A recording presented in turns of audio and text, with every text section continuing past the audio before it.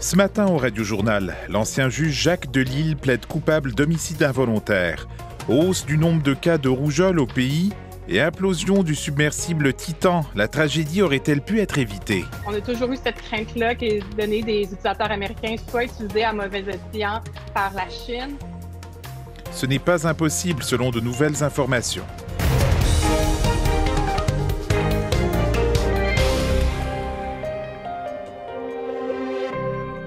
Bonjour mesdames, messieurs, ici Nadim Obarak. Au Québec d'abord, l'ex-juge de la Cour d'appel Jacques Delisle a plaidé coupable ce matin à une accusation d'homicide involontaire avant d'être condamné à un seul jour de prison, une peine qui tient compte des 9 années qu'il a déjà passées derrière les barreaux. Il avait été reconnu coupable du meurtre prémédité de sa femme en 2012. L'homme maintenant âgé de 88 ans a toujours nié avoir commis ce geste. C'est donc la fin d'une saga judiciaire qui dure depuis 15 ans.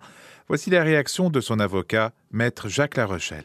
Vous avez vu l'état physique de M. Delisle, vous avez vu son âge. La couronne, sans admettre la thèse de M. Delisle, à savoir qu'il a simplement fourni une arme à son épouse pour qu'elle puisse se suicider selon le désir qu'elle avait exprimé, désir dont il a essayé de la dissuader sans réussir.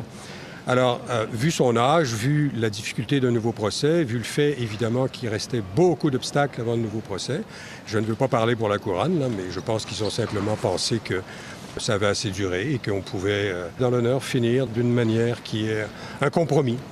Jacques Delisle avait en effet obtenu la tenue d'un second procès, mais la destruction de certains éléments de preuve avait par la suite entraîné un arrêt des procédures. La Cour d'appel avait cassé cette décision. La rougeole continue de se propager au pays. La hausse des cas s'explique surtout par la baisse du taux de vaccination.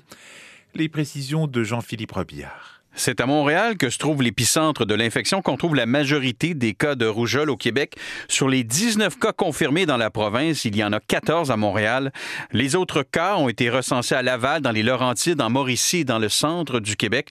Et selon la santé publique, il n'y a que 2 personnes qui ont contracté la rougeole à l'étranger, ce qui fait dire aux autorités qu'il y a une forte transmission communautaire de la maladie au Québec, et en particulier à Montréal, où dans certaines écoles, il y aurait un grand nombre d'élèves qui ne sont pas vaccinés contre la maladie. L'experte en virologie, la docteure Julie Lajoie. Je sais qu'il y a certaines écoles au Québec, là, dans la région de Montréal, qui disent que c'est environ seulement 30 % des élèves de 7 ans qui sont vaccinés. Une personne infectée peut en infecter 16 autres. Les cas de rougeole sont aussi en hausse en Ontario. L'Ontario compte 8 cas de la maladie, dont 6 liés à des voyages à l'étranger, ce qui est différent du Québec. Et selon la docteure Julie Lajoie, s'il y a une recrudescence de la rougeole ici au pays, c'est que le taux de vaccination contre la maladie est plus faible qu'il a déjà été. Les gens voyagent, ramènent la rougeole, donc, et là, on tombe au Canada dans une zone où on n'est plus dans notre 90-95 % des gens vaccinés. Donc là, si on importe un cas, il y a plus de chances que le virus se transmette au niveau communautaire. Selon Santé Canada, il faut que 95 % des Canadiens soient vaccinés contre la rougeole pour que la propagation de la maladie cesse. Ici Jean-Philippe Robillard, Radio-Canada, Montréal. Justin Trudeau n'a pas l'intention de reculer au sujet de la hausse de la taxe sur le carbone qui va entrer en vigueur le 1er avril. La première ministre de l'Alberta lui a demandé de renoncer à cette augmentation lors de leur entretien hier à Calgary. Daniel Smith a rappelé que les premiers ministres de 7 provinces réclament la suspension de la hausse annuelle, mais Justin Trudeau garde le cap. Alors on va continuer de livrer un prix sur la pollution parce que de polluer, ça ne devrait pas être gratuit nulle part au pays. La mesure ne s'applique pas au Québec ni en Colombie-Britannique, 2 provinces qui ont leur propre régime de réduction des émissions.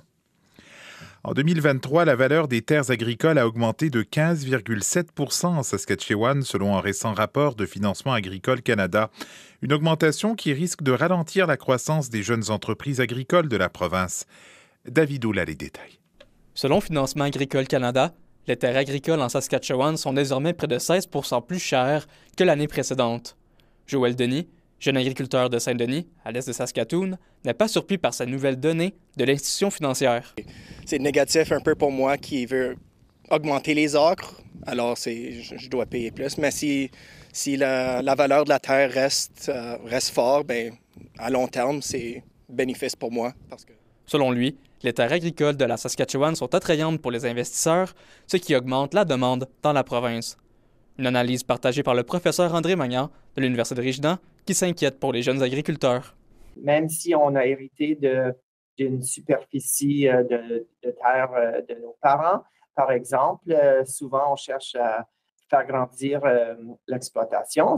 Parmi les provinces canadiennes, la valeur des terres agricoles de la Saskatchewan a connu la plus forte hausse en 2023. L'augmentation moyenne nationale pour cette dernière année se situe à 11,5 %. Ici David Hull, Radio-Canada, Regina. La tragédie du submersible Titan revient dans l'actualité. Des voix s'élèvent pour dire qu'il n'aurait jamais dû plonger pour sa dernière expédition vers l'épave du Titanic en juin 2023 et que si l'entreprise OceanGate avait tenu compte de certains signaux d'alarme importants, la vie de 5 personnes aurait pu être sauvée. Voici ce qu'a découvert Julie Dufresne de l'émission Enquête. Il était quelque part aveuglé par Titanic. Sidonie Narjolet se demande si son père, Paul-Henri, n'a pas été téméraire en acceptant de plonger à bord du Titan. S'il voulait faire quelque chose, il le faisait. Ça... Mais moi-même, je comprends pas. Dès 2018, le directeur des opérations maritimes d'OceanGate avait rédigé un rapport soulevant des problèmes d'usure de la fibre de carbone de la coque. Il a été congédié peu de temps après. Une quinzaine d'experts dans le domaine, dont William Conan, avaient aussi sonné l'alarme auprès du cofondateur de l'entreprise, Stockton Rush, qui a conçu le Titan. Fait que là, Stockton, il a pris le téléphone puis il m'a appelé. Il dit, c'est quoi ce lettre-là? Je dis, t'es capable de la lire. Tu devrais faire une série de tests qui est revue par une troisième personne. Et ça, il ne voulait pas faire ça? Il ne voulait pas le faire. C'est un navire canadien qui a remorqué le Titan jusqu'au site de son ultime plongée vers le Titanic. 1h45 après le début de sa descente, les communications ont été rompues. It was not the first time that we'd lost comms with the vessel. Ce n'était pas la première fois que ça arrivait, nous a révélé le copropriétaire du navire, John Risley. Mais ni lui, ni personne d'OceanGate n'y ont vu une raison pour mettre un frein aux expéditions. La ministre responsable de la garde côtière canadienne, Diane Leboutillier, se dit préoccupée. Ça va être important de travailler ensemble pour mettre des règles en place pour justement s'assurer que ce type d'événement tragique-là ne se reproduise plus. Sidonie Narjolet, elle, se désole que personne n'ait su arrêter Stockton Rush. Si des gens disent c'est risqué, c'est risqué. Ici Julie Dufresne, Radio-Canada, Saint-Jean-de-Terre-Neuve. Assassinat d'un militant sikh au Canada en juin 2023, Affaires mondiales Canada explique que comme l'enquête est en cours, Ottawa va s'abstenir de commenter les déclarations de la Nouvelle-Zélande qui contredit la thèse d'Ottawa au sujet du rôle de New Delhi dans cette affaire. L'automne dernier, Justin Trudeau a déclaré qu'il existe des preuves solides reliant le gouvernement indien au meurtre du militant sikh Hardeep Singh Nijjar commis en Colombie-Britannique. Mais de passage en Inde, le vice-premier ministre de Nouvelle-Zélande a déclaré qu'en tant qu'avocat, il ne voit aucune preuve qui permet d'accuser le gouvernement indien. Enfin, Pékin juge injuste le projet de loi adopté hier à Washington qui menace d'interdire le réseau social TikTok aux États-Unis. Le ministère chinois des Affaires étrangères estime que les Américains n'ont pas trouvé de preuve que l'application viole la sécurité nationale. Le texte doit passer l'étape du Sénat pour entrer en vigueur, mais déjà, la possibilité que TikTok soit banni aux États-Unis suscite la crainte de créateurs de contenu canadiens. Voici Diana Gonzalez. Le créateur de contenu canadien, Mark Gaetano, compte près de 5 millions d'abonnés sur TikTok sous le nom de Snacky Marky. Comme bien d'autres, il est présent sur d'autres plateformes, mais un éventuel bannissement de TikTok aux États-Unis serait un coup dur pour lui. Il dit que les Américains représentent 75% de ses abonnés. TikTok est dans le collimateur des autorités américaines depuis des années. Des politiciens font valoir que les relations entre Pékin et ByteDance, la maison mère de TikTok, posent des risques pour la sécurité nationale.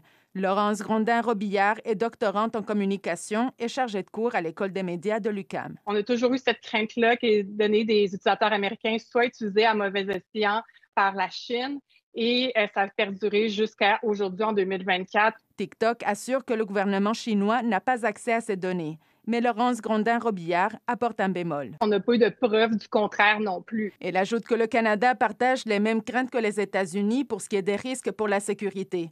Ottawa a d'ailleurs interdit l'utilisation de TikTok sur les appareils appartenant au gouvernement fédéral.